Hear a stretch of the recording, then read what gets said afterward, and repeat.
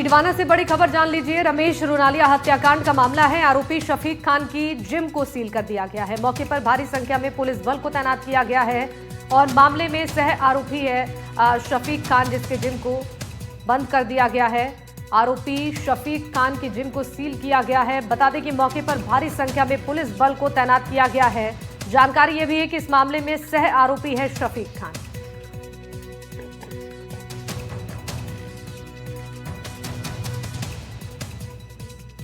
14 अक्टूबर 2025 को नगर परिषद द्वारा पूर्व में 7 अक्टूबर को 2 भवनों के विरुद्ध नोटिस जारी किए गए थे, जिसमें प्रेरणा टावर और जेके प्लाजा थे।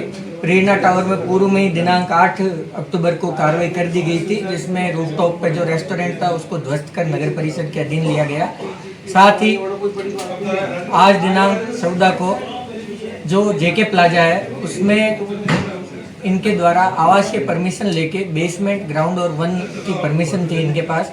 द्वितीय तथा तृतीय मंजिल पर जिम और अन्य गतिविधियां संचालित की जा रही थी, जिसके विरुद्ध नगर परिषद द्वारा जो द्वितीय मंजिल, तृतीय मंजिल और छत उसको सीज करने की कार्रवाई की गई। और आपके माध्यम से मैं अवगत कराना चाहता हूं कि नगर परिषद द्वारा जो कार्रवाई की गई है तो इसमें कोई भी जो सील आदि की गई है भवन, उसको खोलने की या खुद-बुद करने का किसी प्रकार का प्रयास नहीं करें। और झुंझुनू से इस वक्त एक बड़ी खबर है। कुंड बनाने के नाम पर पैसे लेने का मामला है। कजड़ा सरपंच मंजू तंवर पर कार्रवाई की गई है। प्रशासक के पद से तुरंत प्रभाव से पदमुक्त कर दिया गया है। कार्यकाल पूरा होने के बाद प्रशासक नियुक्त किया गया था, लेकिन अब मामले में उत्तरदायी मिलने पर कार्रवाई हुई है। पंचायती राज विभाग के अतिरिक्त आयुक्त ने आदेश जारी किए हैं और पंचायत के दूसरे जनप्रतिनिधियों को प्रशासक का चार्ज दिया जाएगा।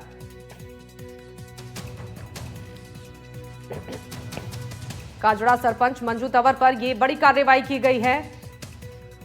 कुंड बनाने के नाम पर पैसे लेने का जो मामला है, मामला सामने आने के बाद यह कार्रवाई मंजू तंवर पर की गई है। प्रशासक के पद से तुरंत प्रभाव से उन्हें पदव्युक्त कर दिया गया है।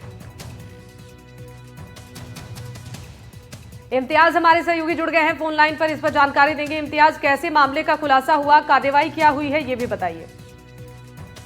बिल्कुल, इसमें मैं आपको बता दूं कि काफी लंबे समय से ग्रामीणों के द्वारा मांग की जा रही थी, जिसमें प्रत्येक ग्रामीण से 12,000 रुपए लेने के आरोप लगाए जा रहे थे, जिसकी जांच की गई।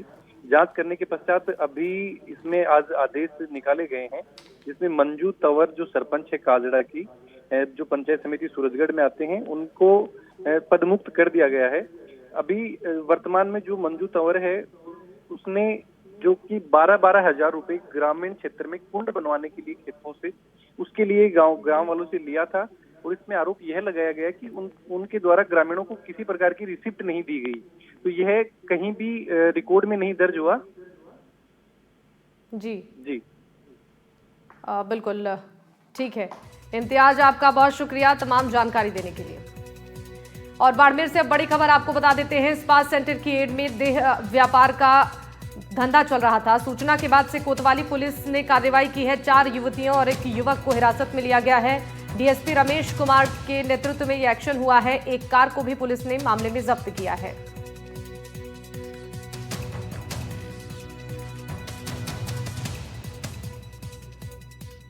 व्यापारी को लॉरेंस गैंग की धमकी मिली है। लॉरेंस की धमकी के बाद से ही व्यापारियों में हड़कंप मचा हुआ है। व्यापारी श्याम सुंदर पुनिया की सुरक्षा बढ़ा दी गई है। खाटू श्याम जी सहकारी समिति के अध्यक्ष हैं। धमकी मिलने के बाद सुरक्षा में एक गनमैन को तैनात किया गया है। विदेशी नंबरों से कॉल कर धमकाया गया है।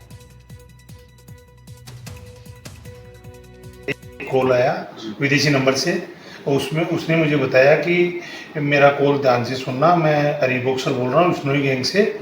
और उसने मेरे बारे में पूरी डिटेल बताई। मैं आपके घर के ऑफिस के बारे में, सबके बारे में जानता हूँ और आप मुझे वो पैसे दे देना, नहीं मैं आपको गोली से जान से मार दूंगा। जबकि मेरा इसी तरह के मेरे पास ऐसा कोई पहला कॉल आया है और इस तरह के, उन्हें तो मेरे इन लोगों से कभी कोई संपर्क रहा है नहीं, मेरा ऐसा कोई व्यापार है।